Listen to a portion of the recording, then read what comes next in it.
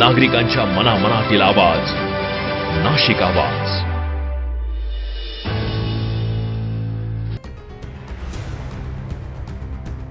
दाखले हवेत, महापालिकेत मिळतंय फक्त जीर्ण उत्तर.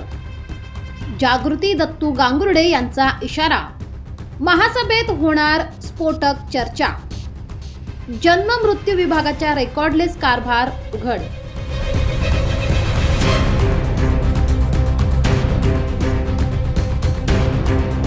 नाशिकमध्ये प्रशासनाच्या कारभारावर गंभीर प्रश्नचिन्ह निर्माण करणारी एक धक्कादायक बाब समोर आली आहे.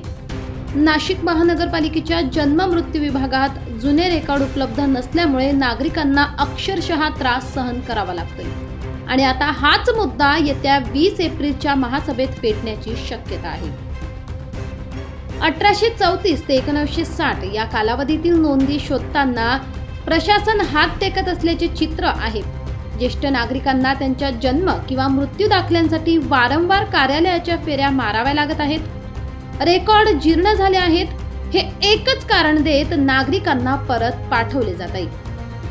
अजून गंभीर म्हणजे नागरिकांनी जुन्या दाखल्यांच्या प्रती सादर केल्या तरी त्या मान्य केल्या जात नाही. उलट त्यांना थेट न्यायालयात जाण्याचा सल्ला दिला जातोय. सामान्य माणसासाठी ही प्रक्रिया खर्चिक आणि वेळ खाऊ ठरत आहे. शोधनावळ अर्ज स्वीकारले जात नाहीत. अर्जाचे अधिकृत फॉर्मॅट नाही. नाव दुरुस्ती प्रक्रियेत अनावश्यक अडथळे. या सर्व गोष्टींमुळे नागरिक त्रस्त झाले आहेत. त्यात भर म्हणजे मोडी लिपीतील जुन्या नोंदी अद्याप मराठीत रूपांतरित झालेल्या नाहीत. त्यामुळे उपलब्ध नोंदीही उपयोगात येत नाहीत.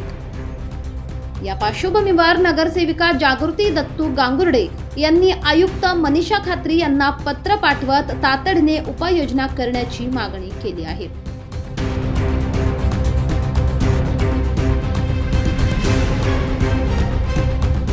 आता या संपूर्ण प्रकरणाला राजकीय वळण मिळाले आहे. येत्या 20 एप्रिलच्या महासभेत हा मुद्दा जोरदार गाजणार असून या संदर्भात ठराव मांडला जाण्याची दाट शक्यता आहे. प्रशासनाला डिजिटलायझेशन, प्रक्रिया सुलभीकरण आणि पारदर्शकतेबाबत कठोर निर्देश दिले जाऊ शकतात. नागरिकांच्या मूलभूत हक्कांशी संबंधित हा प्रश्न आता महासभेत सुटणार का की पुन्हा आश्वासनांवरच थांबणार हे पाहणे महत्त्वाचे ठरणार आहे.